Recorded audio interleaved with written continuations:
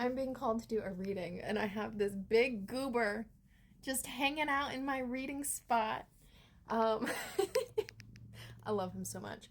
But so this message for the collective has been kind of trickling in this morning, and I actually have no idea what it is. And all I know so far is that it is a familiar guide. She's very maternal in energy. And for some reason, I'm not quite placing her. So I'm going to pull from my Dark Goddess Oracle and see if she is in this deck. All right, so let's see. I'm asking in the guides who are of the highest good and here for the collective just to come in and give us the message that we need to hear most right now. I've also been having, this new moon was a doozy, but it's felt like just so much pressure down into like the back of my ears and my crown chakra. So I've been really trying to like ground and just bring that energy in. That might be important for some of you as well. You can even, like if it's too much, you can even close your crown chakra just a little bit so that it's less intense. All right, who is this that's preventing this? NYX. Oh, that makes sense. Yeah, that makes sense. Sorry guys, that's terrible. I've worked with her a little bit in the past, but only for a brief period. So it just says darkness. Let me read from the book because it has just a quick little overview of who NYX is. I love these cards. They're so cool. Myth. NYX is the Greek goddess and personification of night. She is an ancient primordial deity born from chaos who precedes the Titans. She is an all-powerful ancestor, and even Zeus fears her. NYX solitarily gave birth to many children of the night, including Hypnos, Morpheus, Eris, Thanatos, Momus. She also created brightness and light with her daughters Hemera and Aether. Twice every day, NYX and Hemera pass one another in their chariots, as one takes to the sky and one returns home. NYX is often depicted as a woman wearing black veil glittering with stars. All right, so this is the meaning. Inside of you, there is both light and dark. NYX is reminding you to embrace your inner darkness because there are valuable lessons for you there. You must confront and be willing to learn from what you've hidden away in the shadows. Accepting all aspects of yourself will make way for balance and growth in your life. The beauty of the stars and the sky can only be witnessed in the darkness of night. This is something that you'll hear me talk about a lot on my page, is the balance between shadow and light and having integrity with both of them. And this is something that has even, like, you have noticed the power of three in a lot of the goddesses, and a lot of the beings that I work with are a collective of three. I have been told I myself am a collective of three. Or at least on a soul level, and they're integrating in all these fancy mumbo jumbo. But something that really like kind of clicked the other day was, because it's been floating around for a long time, but a lot of times we're focused on the balance of two, but this is the balance of three. It is ego, shadow, and soul. And these are the three things that when in alignment, when in attunement, you have this balance within your being. And there will be times that you need to lean more heavily on your shadow, or lean more heavily on your ego, or lean more heavily on your soul. But it's with the tempered awareness of the three that you're able to hold balance. As a human being, if you lean 100% into your soul, you are going to float away.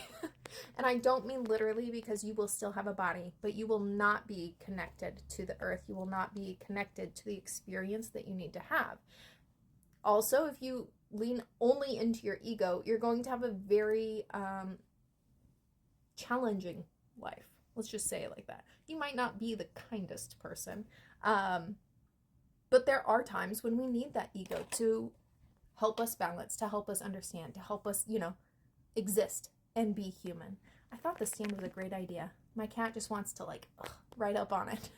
Sorry. But when we're talking about the shadow, many of us fear that within the shadow lurks this big, dark, scary monster. And that is not the case. The shadow is all of the parts that were rejected primarily by your caregivers when you were a very, very young child. I know for a long time, for me, that was like being bossy. I was the big sister. I was bossy, but I was also a natural leader. And a lot of my friends you know, when nobody would step up to lead the game or direct the group or whatever, I naturally just fell into that position. And so for a time, I was like, oh, I have to like be quiet, do as I'm told, not really like share my opinions.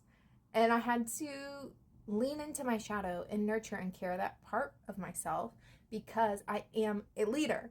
I need to be bosses sometimes, even if that's in my own life. I need to boss myself around so much. But anyways, let's see. I think I want to pull a few cards.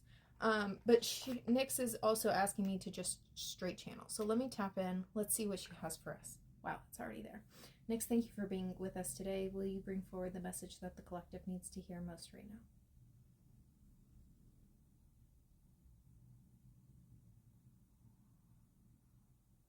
Surrendering to the darkness.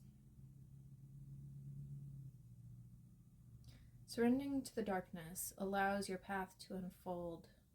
When you are sitting in this place of darkness, but this darkness is, the way that she's showing it to me is like the unknown, the uncreated. It's the void space. So sitting in this darkness, the void space, allows your path to light up. I'm seeing just like literal darkness and then a path of glowing lights showing up. This darkness is an incubator. Many of you have been in an incubation space for many, many months now, some longer than others, but know that this is coming to a close. Many of you anticipated this coming to a close with spring, but there were still lessons that needed to be integrated. This incubation space has allowed a condensed version of growth that your ego mind does not know how to perceive because it has not yet been put into action. But this has been an integration and an embodiment. This deck.